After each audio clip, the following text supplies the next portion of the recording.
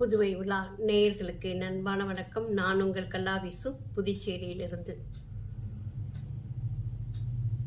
புதுச்சேரியில் சோலை நகர் அப்படிங்கிற ஒரு பகுதியில் ஒரு பெண் குழந்தை காணும் அப்படிங்கிற ஒரு செய்தி 4 நாட்களுக்கு முன்பு வருகிறது. 4 நாட்களும் குழந்தையை தேடுறாங்க, காணும். அப்படிங்கும்போது காவல்துறை கொஞ்சம் அலட்சியமாக இருக்கிறதோ அப்படின்னு சொல்லி அந்த பெற்றோரும் அந்த ஊரில் உள்ள மக்களும் சேர்ந்து ஒரு பெரிய போராட்டம் நடத்துகிறாங்க. அதற்கு பிறகு அந்த சிசிடிவி கேமரா எல்லாம் வந்து பார்க்கப்படுது. அந்த குழந்தை வெளியில் எங்கேயும் போகலை அப்படிங்கிறது தெரியுது. அதுக்கப்புறம் உள்ளுக்குள்ளேயே ரொம்ப தீவிரமாக தேடும்போது ஒரு ஆழமான ஒரு சாக்கடையில் சாக்கு மூட்டையில் கட்டி அந்த குழந்தையை தூக்கி விட்டு எறிஞ்சிருக்கிறாங்க. அதை வந்து எடுத்து பார்க்கும்போது அந்த குழந்தை இறந்துருச்சு. அழுகிய நிலைமையில் இருக்குது.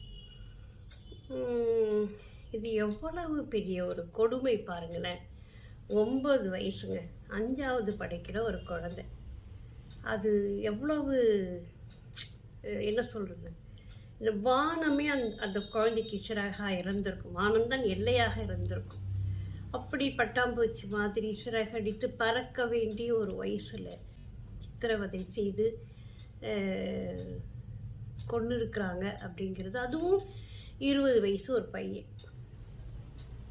நம்ம காலத்திலாம் 20 வயசு பசங்க என்ன பண்ணுவாங்க? மிஞ்சி மிஞ்சி போனால் ஒரு சோகத்தில் உட்காந்து, ஒரு கட்டை சோறு மேலே உட்காந்துக்கிட்டு போகிற பொண்ணு வர பொண்ணுங்களை பார்த்து கிண்டல் பண்ணிகிட்டு இருப்பானுங்க. காலேஜில் படிச்சுட்டு இருப்பானுங்க. ஏதாவது ஒன்றுனா சும்மா ஒரு ஸ்ட்ரைக் அப்படின்னு சொல்லி கலாட்டா பண்ணிகிட்டு இருப்பாங்க. இவ்வளவு தான் நடக்கும். ஆனால் இப்போ உள்ள பிள்ளைங்க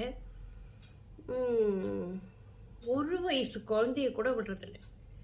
அவங்களுக்கு வந்து அது வெறின்னு வந்துடுச்சுன்னா 1 வயசு குழந்தையா, 80 வயசு பாட்டியா, எதையும் பார்க்கறதில்ல.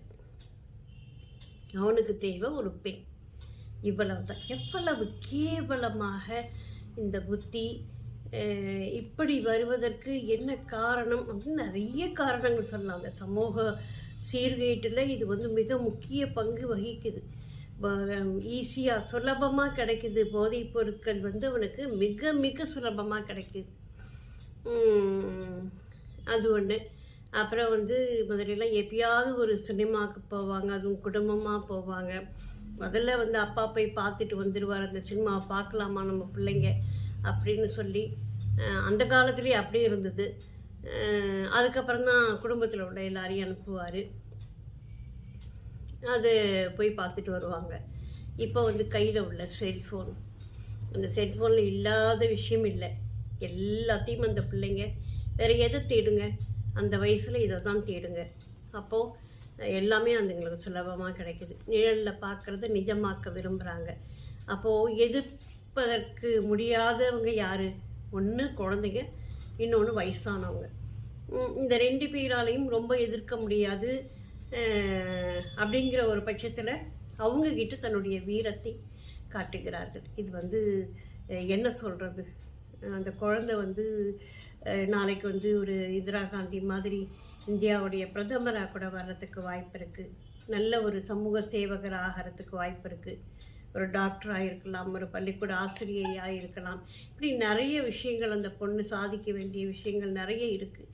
அதை இப்படி வந்து சதைச்சி அதை கொலை பண்ணி போட்டுட்டு கூடவே சேர்ந்தும் தேடி இருக்கிறான் அந்த நாய். இவங்களுக்கெல்லாம் தண்டனை அப்படிங்கிறது வந்து உண்மையிலேயே இந்தியாவில் மிக குறைவாக இருக்கிறது. பார்க்க போனால் 20 வயசு அப்படிங்கிறது, அதுவும் குழந்தை தான். ஒரு பெற்ற ஒரு தாய் மாதிரி நான் பார்க்கும்போது அதுவும் ஒரு குழந்தையாக தான் எனக்கு தெரியுது. ஆனால் அவனுக்கு கொடுக்குற தண்டனை மிக வலியதாக இருக்கணும் அப்படின்னு தான் எல்லா பெற்றோரும் நினைப்பாங்க. ஏன்னு சொன்னால் தவறுகள் வந்து இன்றைக்கு சகஜமாக போயிருப்பதுக்கு என்ன காரணம் அப்படின்னா, பள்ளிக்கூடத்தில் கண்டித்து வளர்க்க வேண்டிய, கண்டித்து அவனுக்கு நல்ல புத்திமதிகளை சொல்ல வேண்டிய ஆசிரியர்களின் கைகள் கட்டப்பட்டு விட்டன. ஆசிரியர்கள் அடிக்கவே கூடாது, என்னான்னு கூட கேட்கக்கூடாது. இப்படி வந்து ஒரு சமூகத்தை வளர்த்து உருப்படாமல் ஆக்கி கொஞ்சம் பெரிய பிள்ளைங்களா ஆக்கி வச்சிடுறாங்க. பெரிய பிள்ளைங்கள் ஆனோன்னா அதுங்க கையில் நல்ல போதைப் பொருள் கிடைக்குது, எல்லா விஷயங்களும் தெரியுது. எல்லாமே பண்ணும்போது அதுங்களுக்கு கட்டுப்பாடு இல்லாத ஒரு சமூகம் எப்படி இருக்கும்? இவர்கள் தான் நாளைய எதிர்காலத்தின் இந்தியாவின் தூண்கள் அப்படின்னு நம்ம பார்த்துக்கிட்டு இருக்கோம். இந்த தூண்கள் எல்லாம் இப்படி செல்லரிச்சு போய் இருக்கிறதே, இதுக்கு என்ன காரணம்? ஒரு சின்ன சின்ன தவறுகளை பெரிய விஷயங்களாக்கி அந்த யாரோ ஒரு ஆசிரியர் அடித்து ஒரு குழந்தைக்கு ஏதாவது ஒன்று ஆயிடுச்சுன்னா எந்த ஆசிரியரும் அடிக்கக்கூடாது. அதே மாதிரி காவல் நிலையத்தில் ஏதோ ஒரு விஷயம் நடந்துருச்சு அப்படின்னு சொன்னால் எந்த கைதியையும் அடிக்கக்கூடாது அப்படின்ற ஒரு பல சட்டங்களை நாம தான் போடுறோம். இந்த விஷயங்கள் நடக்கும்போது நமக்கு மனசு கஷ்டமாக இருக்குது. இப்படி ஒன்று பார்த்து சட்ட சிக்கல்களை நாமளே உருவாக்கி வச்சிடுறோம்.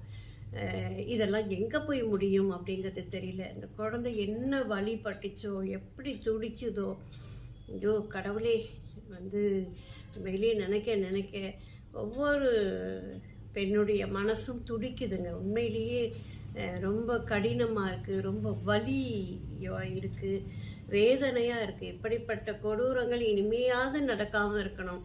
இவனுக்கு கொடுக்குற தண்டனை வந்து அடுத்தவனை வந்து தவறு செய்ய யோசிக்க வைக்கணும். இதுதான் இதற்கான ஒரு தீர்வாக இருக்கும் அப்படிங்கிறது தான் என்னுடைய சிந்தனை. தயவு செஞ்சு இப்படிப்பட்ட பாவங்கள் குறையணும் அப்படின்னு சொன்னால் தண்டனை கடுமையாக இருக்க வேண்டும். நன்றி.